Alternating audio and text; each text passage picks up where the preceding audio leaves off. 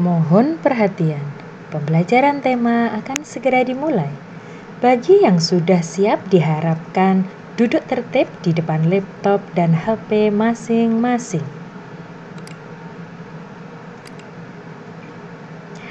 Assalamualaikum. Jawab ya.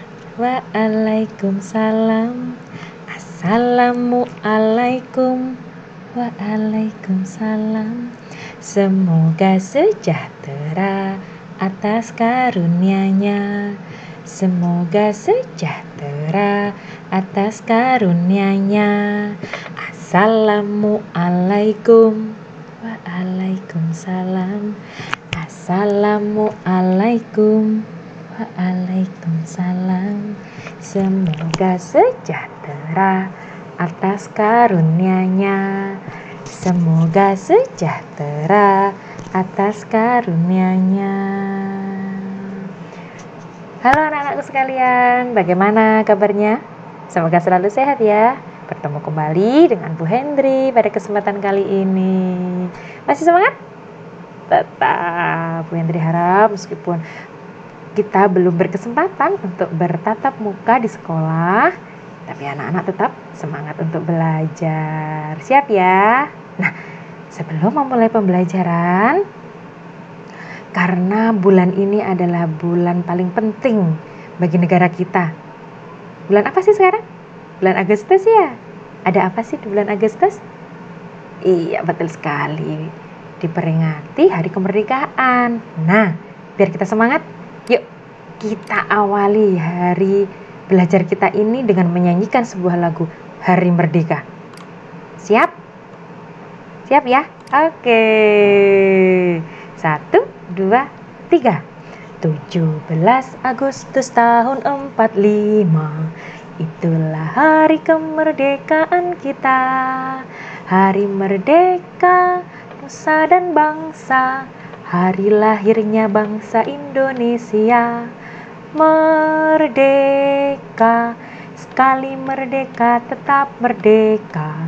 Selama hayat masih dikandung badan, kita tetap setia, tetap sedia mempertahankan Indonesia. Kita tetap setia, tetap sedia membela negara kita. Sekali lagi ya.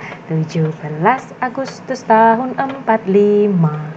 Itulah hari kemerdekaan kita. Hari merdeka, nusa dan bangsa. Hari lahirnya bangsa Indonesia. Merdeka, sekali merdeka tetap merdeka. Selama hayat masih dikandung badan, kita tetap setia, tetap sedia mempertahankan Indonesia. Kita tetap setia, tetap sedia membela negara kita. Merdeka. Nah, Bu Hendri harap masih tetap semangat semua nih, seperti semangat ketika menyanyikan lagu Hari Merdeka. Nah, untuk anak-anak dari peringatan 17 Agustus ini, diharapkan anak-anak juga tetap semangat untuk belajar, karena itu salah satu cara kita mengisi kemerdekaan, walaupun di tengah pandemi seperti ini. Oke, langsung saja Bu Hendri masuk ke materi. Tema 1, subtema 2, hewan dan sahabatku. Ini melanjutkan materi minggu yang lalu. Dan tujuan pembelajaran kita hari ini, 1, mempelajari jenis mamalia unik. Yang kedua, menganalisis penerapan sila Pancasila dalam kehidupan sehari-hari.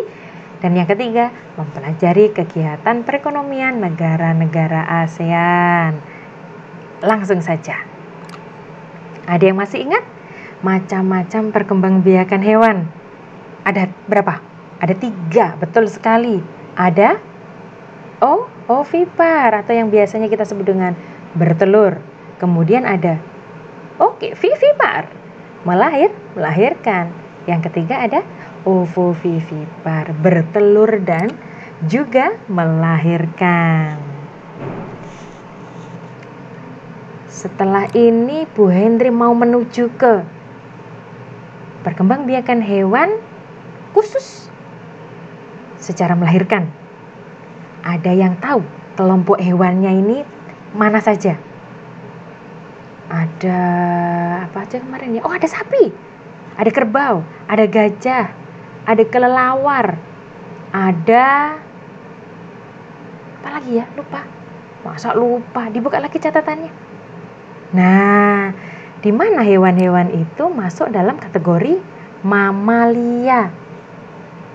Apa sih ciri-ciri dari mamalia? Betul sekali, berdaun telinga. Yang kedua, menyusui. Betul. Memiliki kelenjar susu, Bu. Betul, karena dia menyusui tadi. Boleh. Nah, salah satu hewan yang termasuk pada kategori mamalia adalah kelelawar. Ayo, siapa yang belum pernah tahu tentang kelelawar? Biasanya kalau musim buah, kelelawar ini sering sekali mencari buah-buahan yang sudah mulai masak. Dan ternyata kelelawar ini merupakan jenis mamalia yang unik. Kenapa Bu Hendri sampaikan bahwa mamalia ini adalah salah satu hewan yang unik? Ternyata mamalia ini memiliki beberapa karakteristik. Ternyata banyak faktanya loh dari kelelawar ini. Yang pertama, 1. Kelelawar merupakan hewan mamalia. Sudah tahu kan? Yang kedua, tubuh kelelawar sangat bersih. Walaupun kita sering mendengar kelelawar itu sering meninggalkan jejak seperti buah-buahan yang sudah termakan sebagian. Dan kita cenderung jijik seperti itu. Padahal hewan ini merupakan hewan yang sebenarnya suka dengan kebersihan. Ketika mereka berkelompok, mereka akan saling membersihkan antara yang satu dengan yang lain dengan air liur mereka. Yang ketiga, pada umumnya kelelawar itu hanya mempunyai satu anakan dalam 1 tahun. Berikutnya, kelelawar itu memiliki masa hidup yang panjang, bisa mencapai 20 sampai 30 tahun. Luar biasa ya, hampir seperti manusia. Kemudian yang kelima, kelelawar berperan besar dalam penyebaran dan penyerbukan tanaman. Karena ada beberapa jenis tanaman yang perkembangbiakannya dibantu oleh kelelawar. Nah, berikutnya, kotoran kelelawar yang menempel pada gua justru akan melestarikan ekosistem karena pada kotoran tersebut beberapa bakteri dan organisme lain menggantungkan hidup. Beberapa memang dari kotoran kelelawar ini diproduksi untuk pupuk. Berikutnya yang terakhir yaitu kelelawar itu tidur di siang hari dan mencari makan di malam hari yang biasanya disebut dengan apa? Hewan nokturnal. Nah, ini salah satu mamalia unik yang perlu kita tahu. Berikutnya, nah, Bu Hendri lanjutkan. Kalau tadi tentang hewan yang berkembang biak dengan cara vivipar atau melahirkan. Nah, sekarang hewan yang berkembang biak secara ovipar apa? Contohnya masih ingat? Apa? Ayam boleh. Bebek boleh. Ada lagi? Ikan, Bu. Oke. Ya, ikan merupakan salah satu hewan yang berkembang biak dengan cara bertelur. Nah, ini contohnya. Hewan apa ini? Apa? Yang biasanya sering dikonsumsi. Iya, betul. Ikan bandeng. Nah, ikan bandeng merupakan salah satu ikan pangan yang terkenal di Asia Tenggara. Ikan ini banyak dikenal sebagai ikan air tawar. Habitat asli ikan bandeng ini itu sebenarnya di laut, tetapi ikan ini juga dapat hidup di air tawar maupun di air payau. Coba kira-kira kalau di Jawa Timur ini mana sih daerah yang sering terkenal dengan ikan bandengnya? Mana? Oh iya betul, Sidoarjo. Nah, ikan bandeng ini biasanya di kota yang namanya Sidoarjo ini dibuat menjadi ikan bandeng asap. Nah, ikan bandeng asap merupakan oleh-oleh yang khas yang dapat ditemui di Sidoarjo, Jawa Timur. Banyak loh yang suka dengan memproduksi jenis ikan ini. Baik, selanjutnya. Nah, ini Bu Hendri punya kasus 1. Bu Hendri ada paragraf. Kita baca bersama dulu ya. Edo membawa oleh-oleh ikan bandeng asap dari Sidoarjo. Ia membawa 1 ikan ke sekolah untuk dibagikan kepada teman saat makan siang. Potongan ikan hanya cukup untuk 6 orang. Saat makan siang tiba, selain sahabatnya, 3 orang temannya yang lain ikut bergabung. Semuanya ada sekitar 9 orang mengelilingi meja kantin. Edo bingung. Nah, ikan hanya cukup untuk 6 orang. Tiba-tiba teman datang. Jadi Edo bingung. Bagaimana ya? Apa ya yang harus dilakukan oleh Edo? Nah, berdasarkan teks, ada pertanyaan yang ingin Bu Hendri sampaikan. Apa yang harus dilakukan ketika teman Edo saat tahu bahwa jumlah potongan ikan tidak cukup untuk semua orang? Apakah kemudian ketika teman ini menurut kalian boleh memaksakan untuk minta bagian? Bagaimana coba? Bagaimana? Tidak kan ya? Mereka seharusnya bagaimana? Menghormati hak dari teman-teman Edo yang sebelumnya. Kenapa? Karena ketiga teman Edo ini datangnya belakangan. Karena bagian ikan yang sudah dibagikan Edo merupakan hak dari teman-teman Edo yang sebelumnya. Sehingga yang harus dilakukan ketika teman Edo yang baru datang adalah menghormati hak dari teman Edo yang 6 tadi. Tidak boleh memaksakan hak kita untuk mendapatkan bagian. Seperti itu ya. Kemudian, nah, apa yang sebaiknya dilakukan oleh Edo, Dayu, Beni, Udin, Siti, dan Lani agar semua mendapatkan bagian ikan yang sama? Jika kalian menjadi salah satu teman Edo, yang kalian lakukan apa? Menguasai semua makanan atau bagaimana? Atau berbagi? Oh iya, sebaiknya teman-teman membagi dengan adil agar teman Edo yang baru datang juga dapat bagian. Jadi baik ketika teman Edo maupun teman Edo yang 6 ini sama-sama bisa menikmati ikannya. Seperti itu. Jadi harus dibagi secara adil. Lalu, sikap ketika teman Edo dan ke-6 teman Edo yang lain sesuaikah dengan sila Pancasila? Sesuai dengan sila berapa? Yo, sila keberapa? Yang 1, menghormati hak-hak orang lain. Yang 1 juga berlaku adil atau bersikap adil. Berarti sila keberapa? Iya, betul sekali. Nih, lambang dari sila tersebut. Sila keberapa?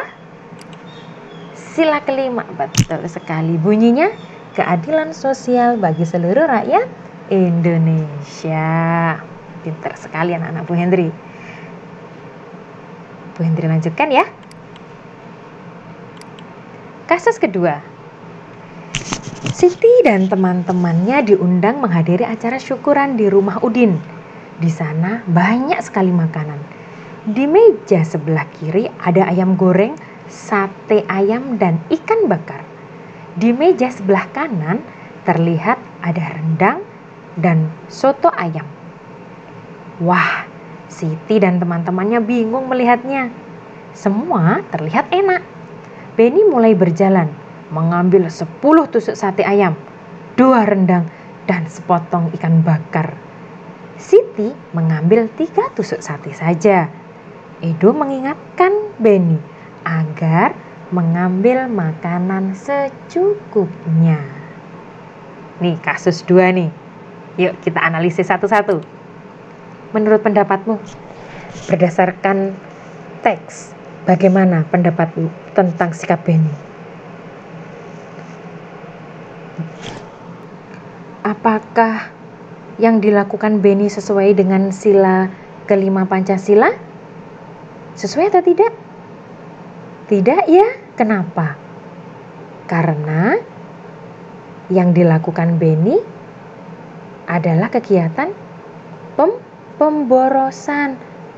Dan hal tersebut tidak baik bagi lingkungan dan keberlangsungan hidup orang banyak.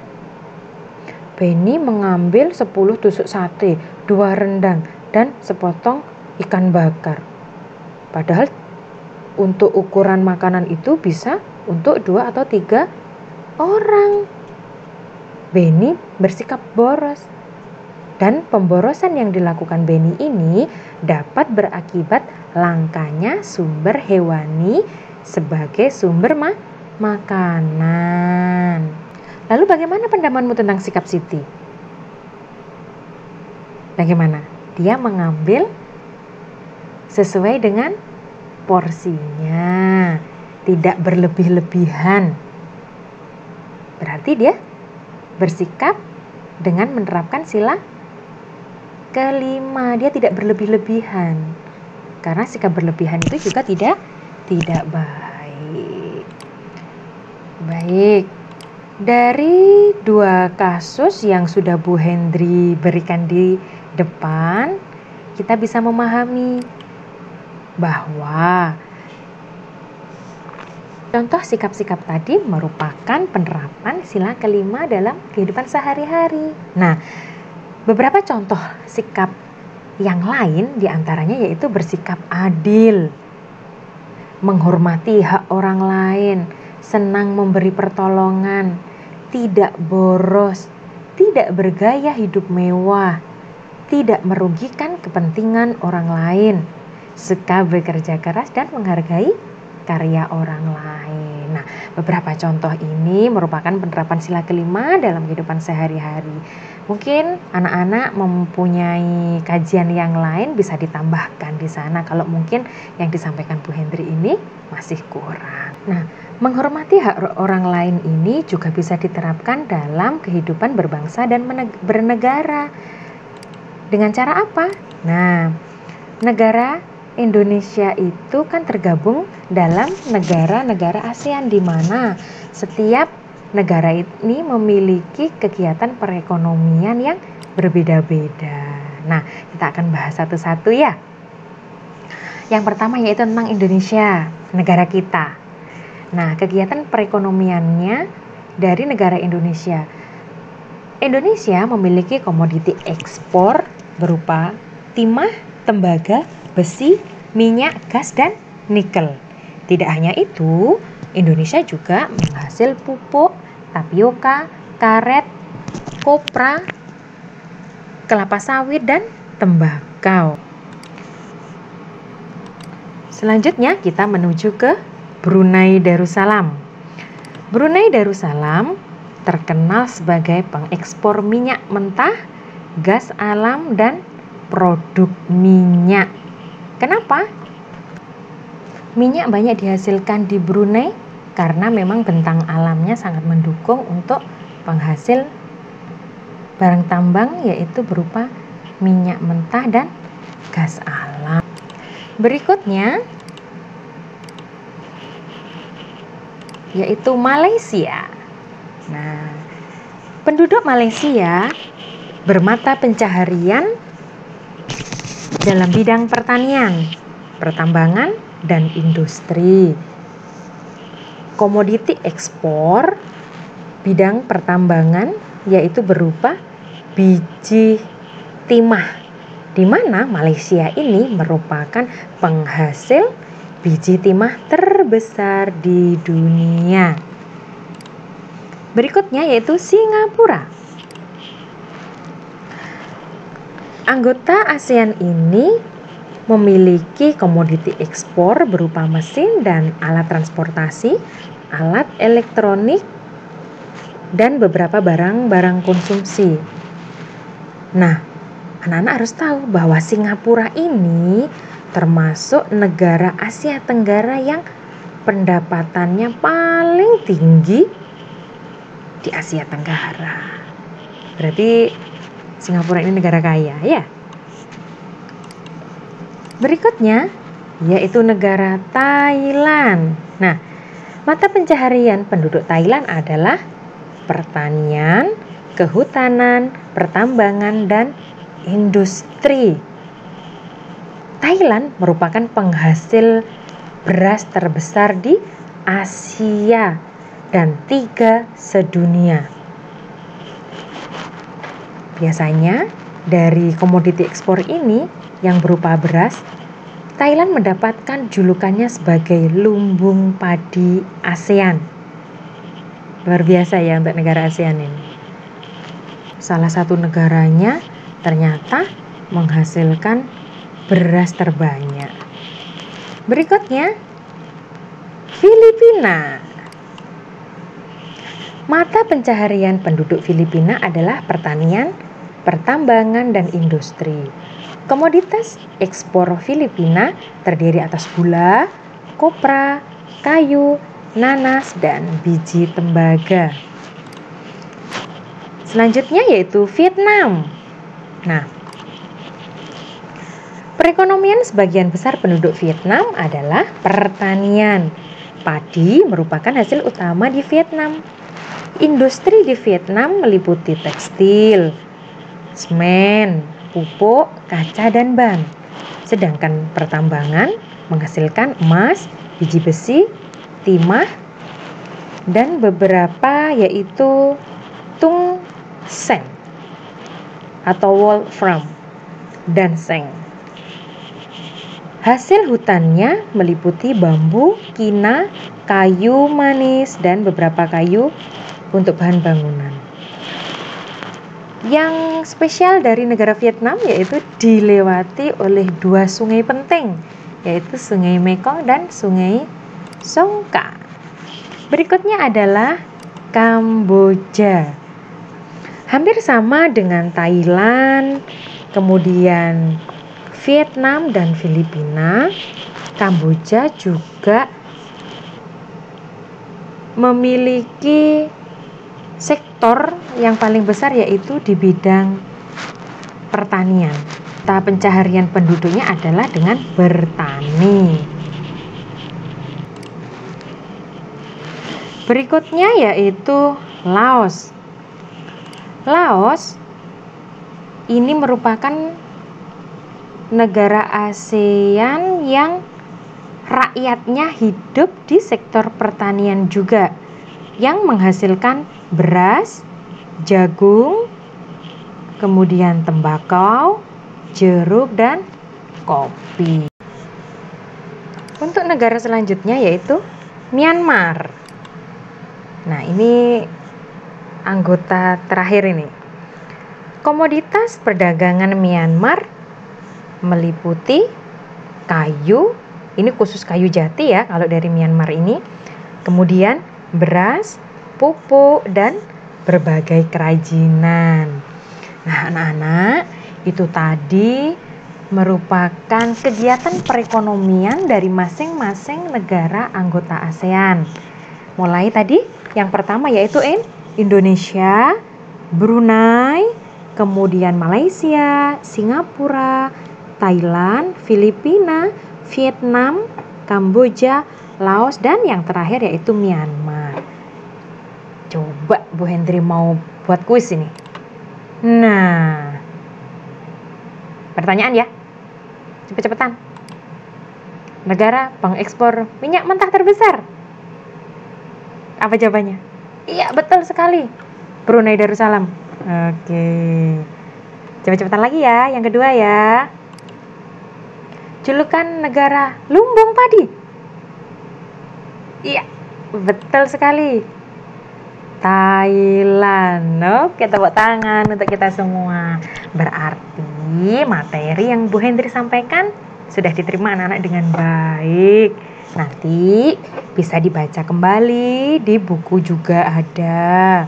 Dan nanti setelah ini Bu Hendri akan berikan latihan-latihan soal sebagai evaluasi dari materi kita hari ini. Nah, Bu Hendri akhiri pertemuan hari ini dengan ucapan wassalamualaikum warahmatullahi wabarakatuh. Semangat!